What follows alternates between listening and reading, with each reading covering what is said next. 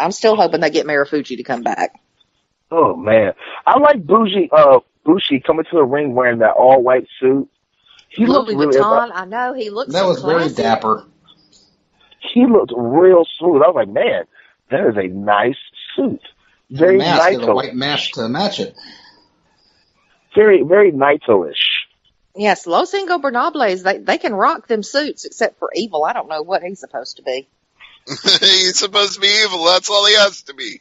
Well, he's For like Stevie, he's the king of dancing. Yes, the king of dancing. It's like what he harkens back to is the old the Greek gatekeeper to Hades, Charon, the boat driver with the sickle and the scythe and the robe and everything. It's very man going across the river Styx. That's him. Yeah, but it's like, how do you fit into Los Ingobernables? This bunch of ungovernable, crazy-ass people. What the fuck are you doing walking around in a robe with a scythe with a cross on the back? I mean, there ain't no damn river. Ungovernable to me. That sounds like somebody you would not want to mess with. Well, them laser fingers and I don't know. I'm sure every cat in Japan loves the man, so. As do I. If there's a number one evil fan club, I am going to be the head of that club. You, and there's a girl I follow that I'm friends with on Twitter, Sam. Yes, she is Evil's biggest fan too. So, well, then Sam gets a high five from me. There you go. It'll be interesting to see Bushi, the masked man from Los Ingobernables de Japón, take on Suzuki-gun's masked man and El Desperado. They still haven't taken the leash off Despy yet, and I'm waiting to see what happens when they do. If any match they'll take it off, it's going to be either him or Volador Jr. And hopefully with Volador, that's one where you just got to let Volador Jr. go all out, and he might have a good match with El Desperado, with someone who can kind of keep up with him. But yeah, I have yet to be impressed with Volador Jr. in Best of the Super Juniors. Me either. I felt like what was it, a tag match with him and ACH and stuff. Like it was so sloppy. I felt like the emphasis was more on them having like a fast-paced match than them having like a really good, crisp, clean match. It was sloppy. Spots were blown.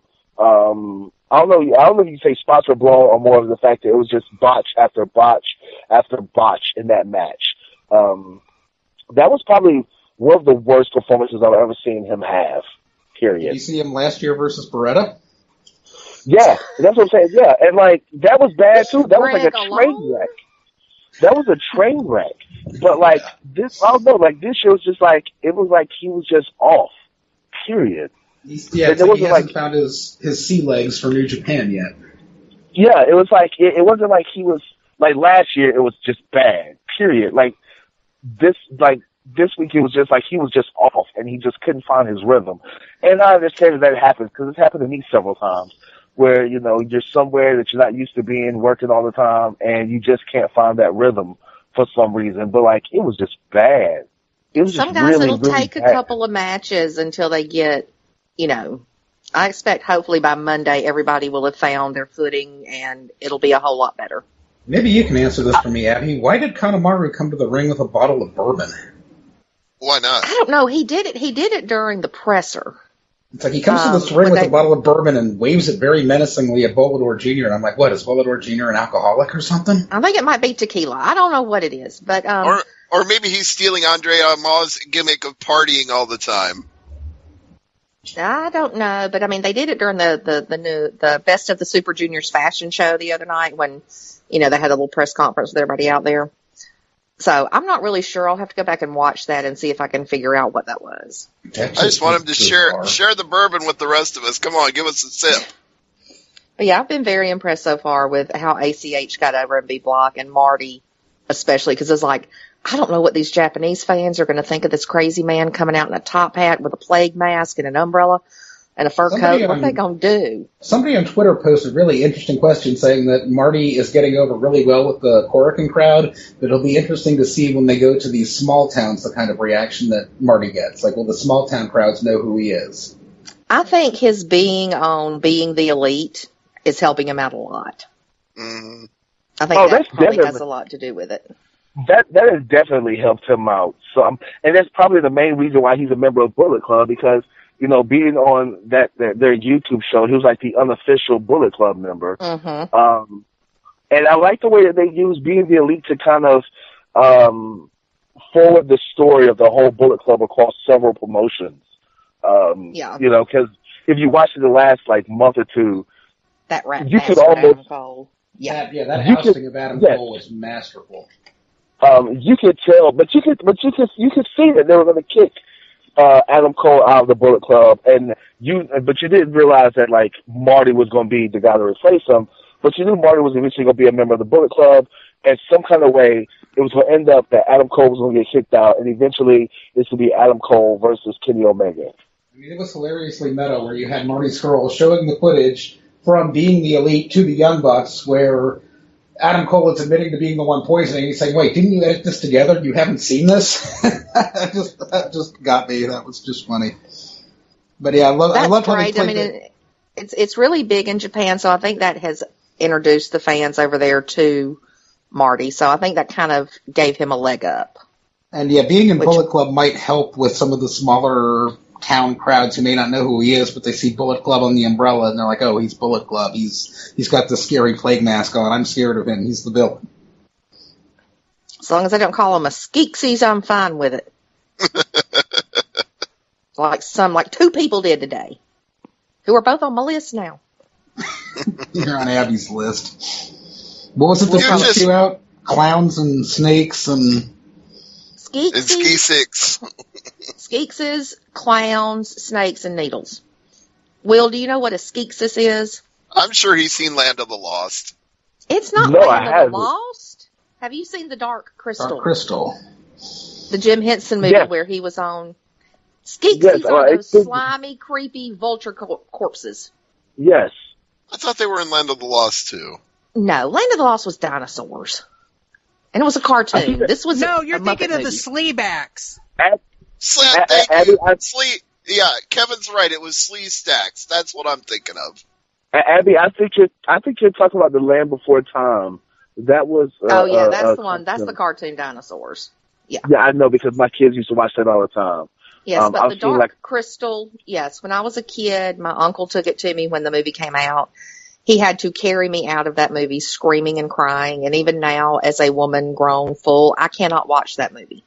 Well, the one thing that Land of the Lost and The Dark Crystal have in common is they were both from puppeteers, because Sid and Marty Krofft were puppeteers, so is Jim Henson Studios.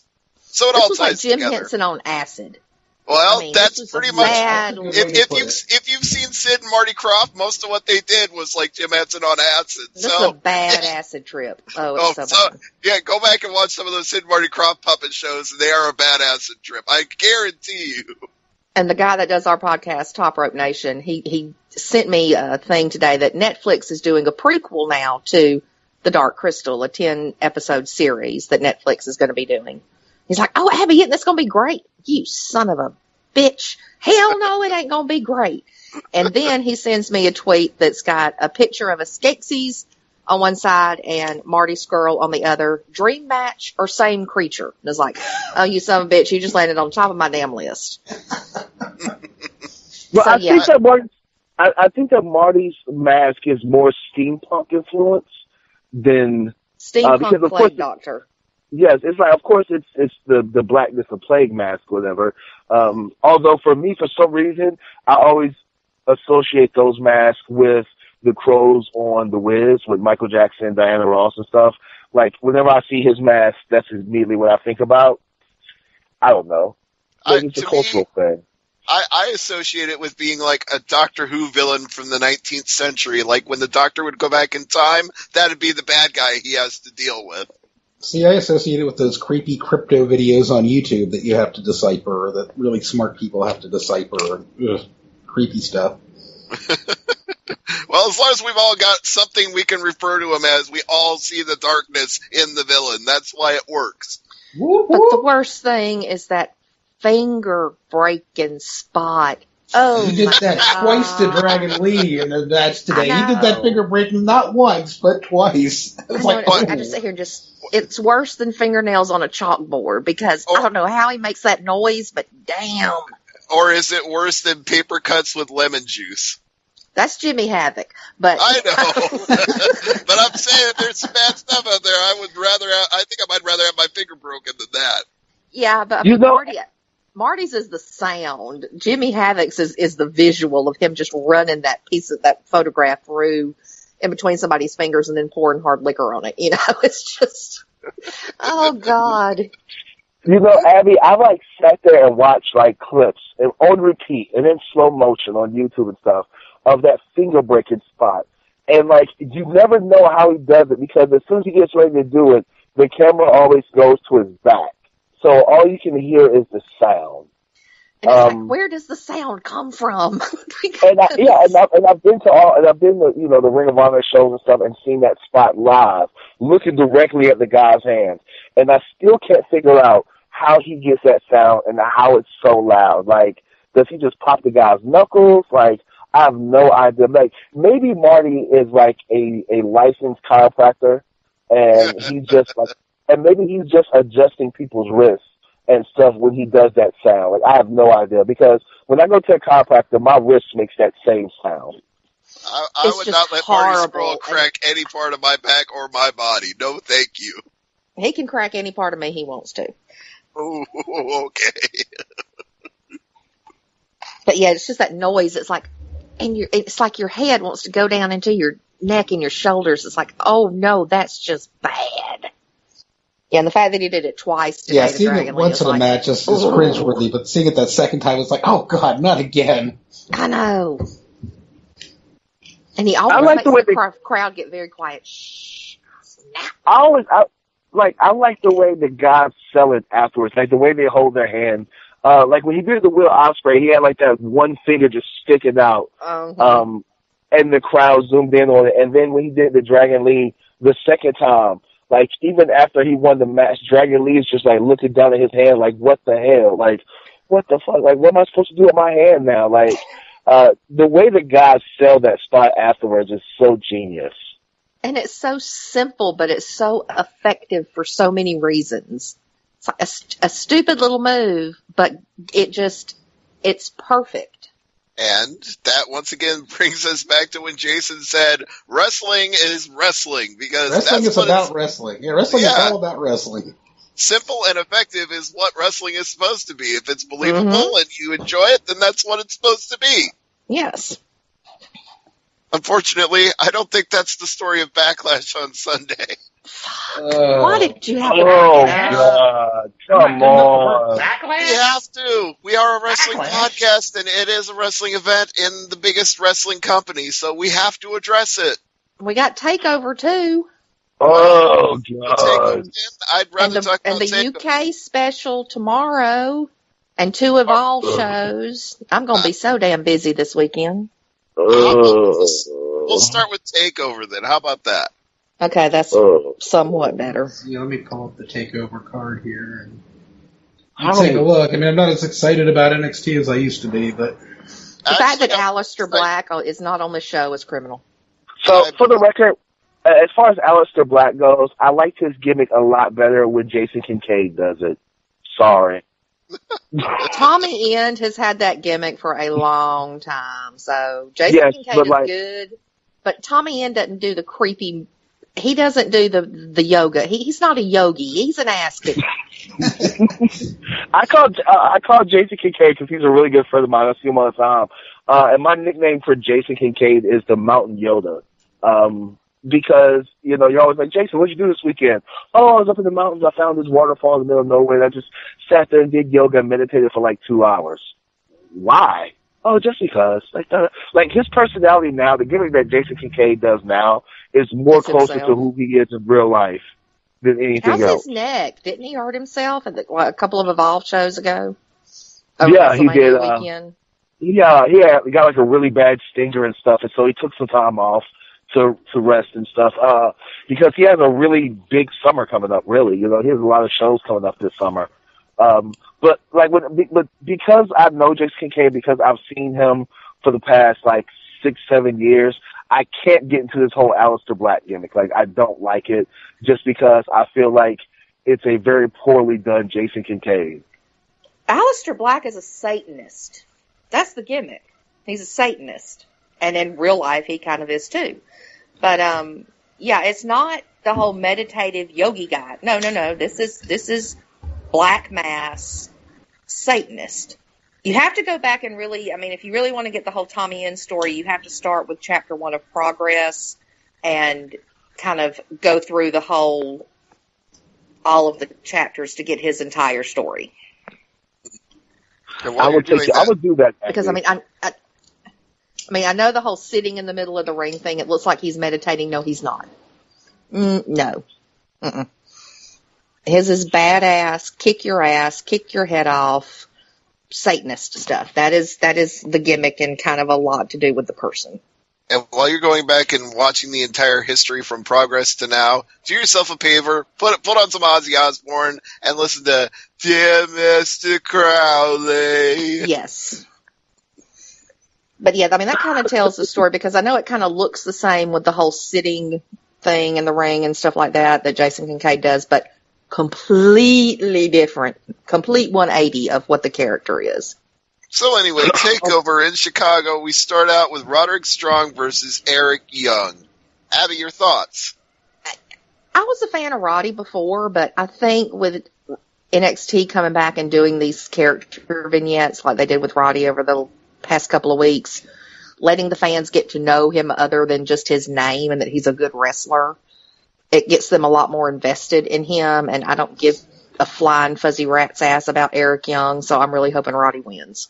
See, what I like about it is that I got invested in both of them at different times in different organizations. I got invested in Roderick in Ring of Honor as the most underutilized, most overlooked, most awesome wrestler there. He wasn't the big star, but he always did solid work in every match he was in. And I felt the same way about Eric Young in Impact Wrestling. Like, nobody was ever going to treat him like the A player until he finally got that push where he was the world title champion for a little while. But until then, he was always the guy that was overlooked and always had a great match. So I respect the hell out of both of these guys. I'd like either one of them to win, but obviously the push that Roderick's been on with all these vignettes, you'd think it would be him. What do you say, Jason? I kind of say meh. It's like, to me, Roderick Strong is kind of that stereotypical ROH guy that just never really wowed me. I mean, there's guys in ROH that I like, but he wasn't one of them. Dalton Castle I like. Roderick Strong, yeah, not so much. Christopher Daniels I like. Roderick Strong, not so much. Eric Young, I mean, I liked his comedy stuff in Impact Wrestling. I really liked the Don't Fire Eric gimmick. You know, that was kind of bad, but I especially liked the Not So Great Muda angle. I mean, that was just fantastic. But I'm just not a fan of what is the faction he's with now called? Sanity. I'm just not a fan of the whole Wyatt Family 2.0 thing. I'll go with the Not So Great Muda in this one because it's too soon for Strong to get a win. All right, that leaves the Incredible Hulk, Will Huckabee, to give his opinion on it. Yeah, I kind of have to agree with the great Sudoku about as far as Roderick Strong goes. Like, I've never been a big Roderick Strong fan. Like, even when he was like, you know, the young guy, he was with the, what was it, Age of the Fall or the No Remorse Corps or whatever. I wasn't a fan of Roderick Strong. He's always, to me, he will always be a bridesmaid, never the bride, in my opinion. That's his role. Eric Young, like, I've always liked Eric Young. I've always felt like he was underutilized. And I actually like this different side to Eric Young. So I hope that they put him over. I really like the different, it's not like, you know, Eric Young being hokey and joking around or, you know, chasing around and being married to ODB and shit, which I completely and totally fucking thought was ridiculous. But I like this version of Eric Young a lot more and stuff. So I hope they put him over in this match. I think I'll be happy no matter who wins, but I definitely agree with the assessment that serious Eric Young, dangerous Eric Young is a lot better than hokey Eric Young. This is finally using him to his strengths. And speaking of strength, Tyler Bate and Pete Dunne is going to be a young lion versus a bruiserweight, and they are probably going to tear the living shit out of each other, or at least that's what I'm hoping for. I imagine Abby is too. Woohoo! Yes, baby mustache and Peter. This should be incredible. And for some reason, I'm kind of expecting Peter to win. I don't know why, though. I don't know if that's their plan, considering they already taped and are airing the UK Championship tomorrow. And spoiler warning, fast forward if you don't want to hear this, but Tyler Bate retains on the UK Championship, so why would he lose the next night? I don't know. Because it's Peter. Peter has been the center of the story. I agree, but Peter I is feel the one that Regal hates. at the same time, I feel like that story is so good you could make it burn for a few more months. I don't think you have to pay it off just yet. The only way I could see it happening is if they've got plans in progress, because he is the current Progress champion, if they've got plans for him to drop the Progress championship. I don't know, because you have to remember that outside of WWE, Trent Seven, Tyler Bate, and Pete Dunne are British Strong Style, which is huge over on the UK indie scene. So I'm not really sure how that would work over there, where they do 90% of their work. Exactly. So, I'm just going to pick Bate to retain, but I would be happy either way. Again, this is why I like this TakeOver card, because I feel like with every match, except maybe one, I could be happy no matter who wins. But, Jason, what are your thoughts? I really want Pete Dunne to win. I wanted Pete Dunne to win the UK tournament, and he was just a great heel. He'd be a great heel champion. And Aiden English needs a new vaudevillain, so Tyler Bate, you're being called up. No, do not restart the vaudevillains. I nixed that idea. I veto that idea. I shoot that down. He's got the look. No, he doesn't. Maybe Will Huckabee will agree with you, but I don't.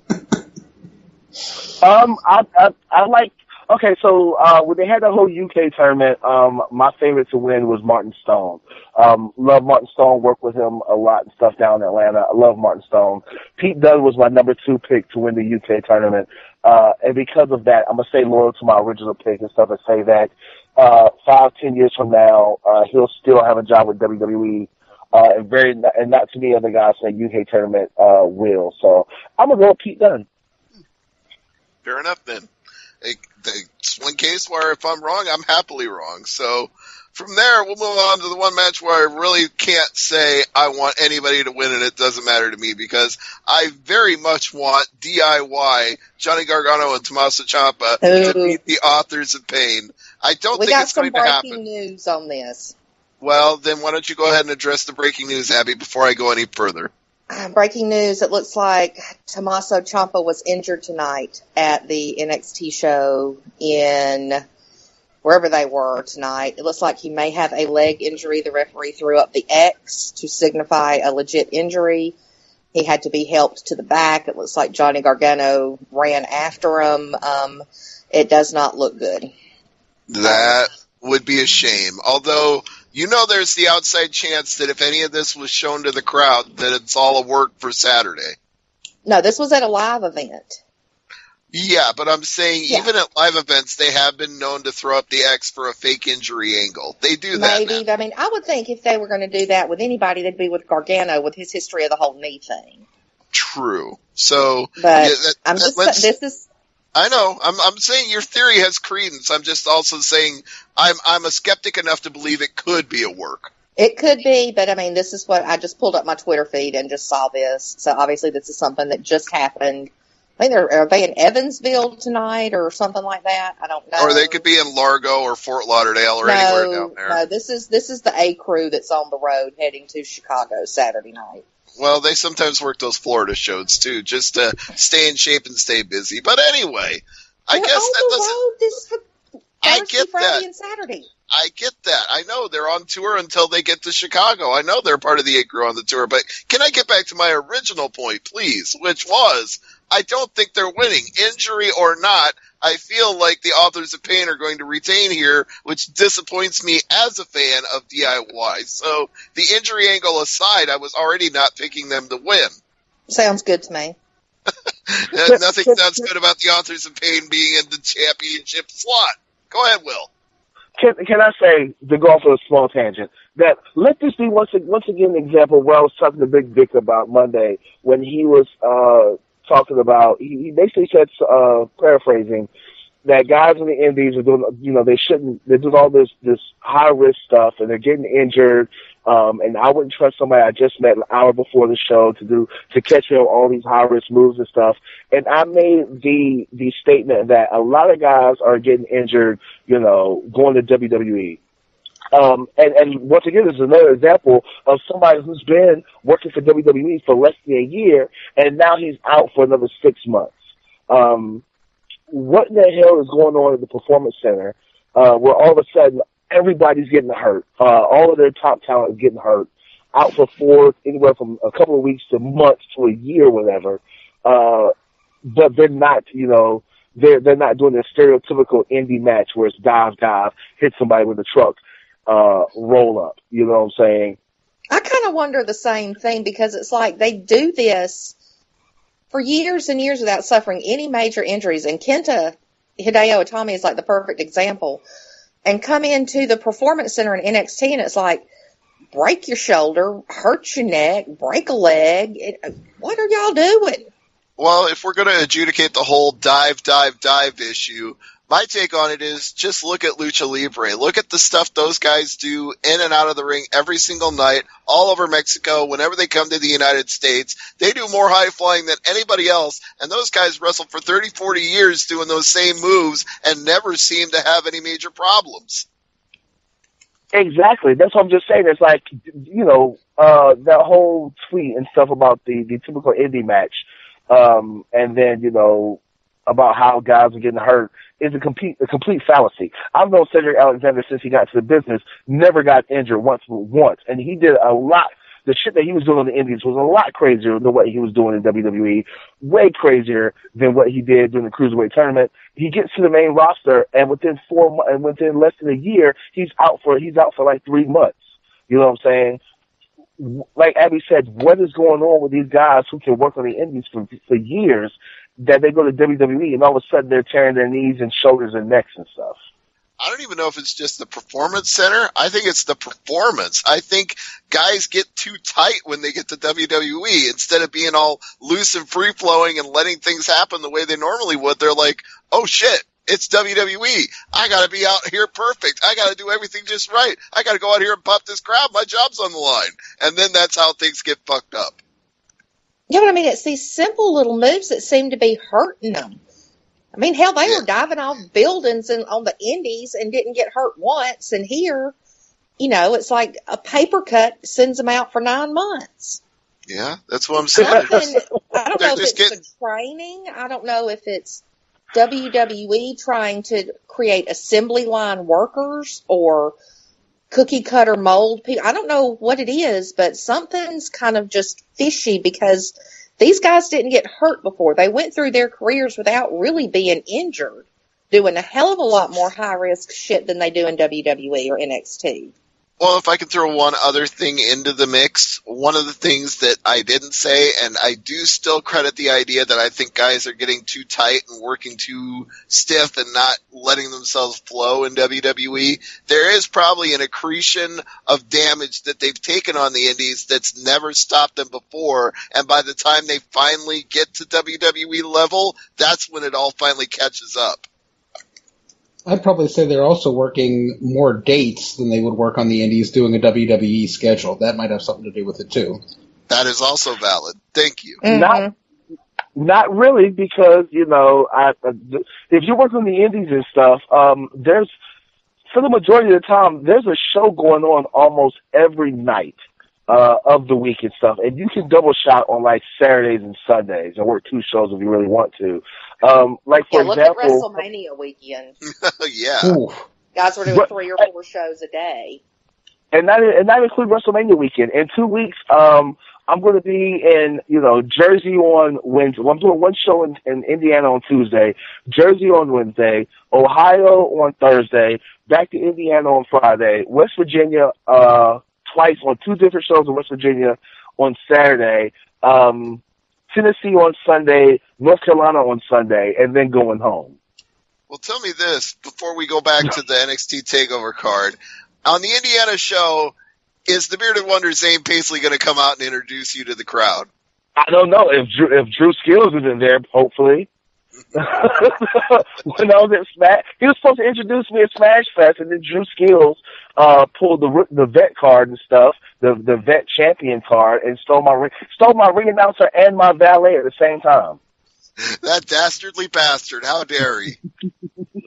All right, so we didn't give all our predictions for the Authors of Pain versus DIY, except for me. I already said Authors of Pain will retain. So round table, everybody else. Abby? AOP. All right, Jason? Yeah, injury aside, I would actually like to see DIY lose just so they can get caught up to SmackDown, because SmackDown desperately needs a credible tag team that isn't a comedy act or doesn't suck like the Usos.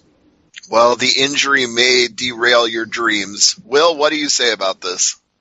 I'm definitely going to go with AOP. I like big, huge, bruising tag teams and stuff. So do I, but Heavy Machinery is a better bruising big man tag team than AOP. And they have said via Twitter and several interviews that they are going to be watching this match closely. So I expect if AOP wins, Heavy Machinery is going to be there to get in their face. Which, quite honestly, as long as I'm on that tangent, they're my favorite tag team other than DIY right now. They're kind of the 80s throwback to me. And my wife correctly compared them to the Natural Disasters. They're not as big as Tugboat and Typhoon, but at the same time, you know what? I can see that resemblance in the way they work to Earthquake and Tugboat. Yeah, but like AOP definitely reminds me of like Demolition, the Road Warriors, just two big, huge guys. We're not doing nothing fancy. We're just gonna beat the shit out of people and win. Yeah. And I like tag teams that do that. I like guys in wrestling who are believable. Yeah, and with Paul Ellering in their corner, the Road Warrior comparison is just going to come anyway. That's just natural. So then we have the three-way triple threat, whatever you want to call it. Asuka defending the title against Ruby Riott and Nikki Cross. Originally, Ember Moon was supposed to be in this, but once again, the injury bug bit. She blew out a shoulder. She's not in the match. So now it's a three-way. And Abby, who do you say wins? Is Asuka in the match? Yes. It's triple threat. She's defending, yes. Asuka wins the match. They're not going to end her streak, are they? I don't think so. That's what I'm fixing to say. I don't think they're going to end her streak. All right. What do you say, Jason? Asuka. I tend to agree. Let's see if it's clean sweep. No, it's not. I'm going for my homegirl, Ruby Riott. Love her. I love her so much, but they have to end it. If they ended the Undertaker streak, damn it, they have to end Asuka's. It has to end eventually. And if it's not going to be Candice LeRae or anybody else, I'd much rather it be Ruby Riott. I'll say this much because I'm a longtime fan of Heidi Lovelace, so if she wins, I riot. we all cheer. But seriously, anyway, if you want to have some fun, find the Logan Square Auditorium shows from when Chikara made the first trip to Chicago, because I swear to God, Heidi stole the show all three shows. Anyway, main event is Bobby Roode versus Hideo Itami. The NXT Championship is on the line, and the match should be glorious. Abby, who do you think wins? I don't really care who wins. I just want to see Kenta hit the go to sleep in Chicago. And hear the fans chant CM Punk at him. And see, that's just going to piss me off because Kenta's the one that, innovated the move. He created the damn thing. Don't be chanting CM Punk at the guy that invented the move. Yeah, but it is Chicago. You know they're going to do it. I know. I don't think that Itami will win simply because of all the rumors swirling around about him getting called up to do 205, the cruiserweights. So I have a feeling he will lose and then go up to the main roster. I feel that as well. I think Bobby Roode is going to be in NXT for a little while longer yet because they have him as the touring champion right now. What do you say, Jason? Abby scooped me on that one. Yeah, my whole rationale was that Bobby Roode is going to retain and Tommy's going to show up on 205 Live. All right. Clean sweep, Will, or do you dissent? No, definitely a clean sweep, man. Like, the best thing they got going on right now in NXT is Bobby Roode. Nobody else has the star power that he does. Nobody else gives credibility. Nobody else, I can't see anybody else in that roster giving credibility to that belt or to that title championship, whatever the hell you want to call it, like Bobby Roode. And also, it would be great to finally see Kenta on the main roster now that there's nobody on the main roster doing his damn moves. Oh, all right. I can't argue with that. So now we have to move to the show. Now we have to regrettably talk about what nobody wants to talk about, Backlash on Sunday. So let's just get into it. Let's not avoid it any further. Ty Dillinger, Aiden English on the pre-show. Any thoughts on this one, Abby? Ty wins. Moving on. Yeah, Ty wins. Moving on. That's me too. Jason? It's like, oh yeah, Ty Dillinger is on SmackDown, isn't he? But yeah, he's winning. Well, clean sweep? Who do you think wins that? All right. So then we move on to the never-ending feud between members of the Wyatt family, Luke Harper versus the creepy clown Eric Rowan. And I'll just say it right now, I hope Luke wins, but I'm deadly concerned that they're actually trying to go somewhere with this new character for Eric, and I don't care for it, but yeah, they may actually put him over Luke Harper because of it. What do you say, Abby? He legitimately creeped me out a little bit on Talking Smack Tuesday night. I think it had to do with the clown painted sheep's mask, but I don't know. They probably will, and Luke Harper is head and shoulders above 80% of SmackDown's roster. If they would just give him a chance. Mm-hmm. He can wrestle, he can talk, he can do it all. The vintner over there just is a creepy looking son of a bitch. Who can't really do all that much. Well, he can too. He's good. But he's been injured so many times and shuffled around so much that we haven't seen it. But Harper is just a special kind of talent. And I think if he was given the opportunity and given that push, that it would be really, really good for SmackDown and really, really good for WWE and really, really good for him. Just personal bias here, and I'm going to admit to it.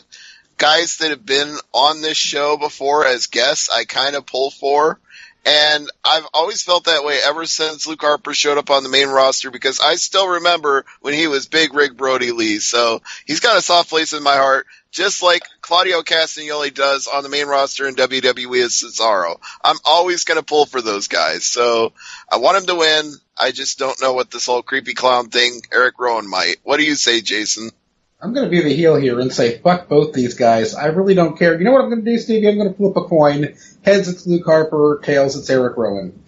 And it's heads, so I'm going with Luke Harper. All right. Good coin flip. And what do you say, Will? Yeah, I'm agreeing. I don't really give a shit who wins this match. I hate clowns, and they're not going to do anything with Luke Harper worth a fuck, so they could have just kept this match off the show. You want a schmoz, then. You want nobody to win.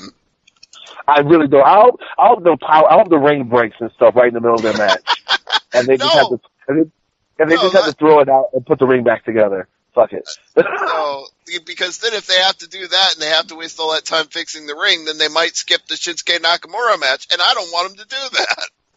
Just saying, this match serves no purpose for anybody.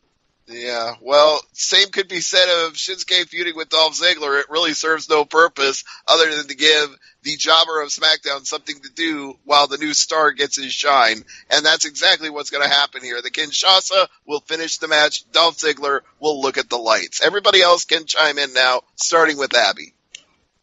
I have a sneaking suspicion that Shinsuke might lose via shenanigans, simply so they can draw this out. Oh, no, he needs to move on. Yes, I agree. What I want to see is Jinder Mahal to get a wellness policy violation like he should have a long time ago. AJ to move into the title picture like it's been rumored he's going to, and then Shinsuke move into a program with Owens like he's rumored to. But I don't know why it started bugging me Tuesday night. I'm just maybe kind of sort of thinking that WWE would have him lose this match to stretch out the Ziggler feud a little bit more. I hope to God. Not clean, but, have him lose by hook or crook just for shits and giggles. Oh, well, I don't shit or giggle for that, so I don't hope either. I will throw my television out my French doors, but... Yeah, and then I'll hit the television with a baseball bat just to make sure it's dead. So what do you say, Jason? Dolph Ziggler is going to die. Good. I agree with you. Will? Dolph Ziggler is the man that you work with before you move to the top of the mid card. And unfortunately, I'm going to have to say that Abby may be right. I think that Dolph is going to go over by hook or by crook, and they're going to stretch this out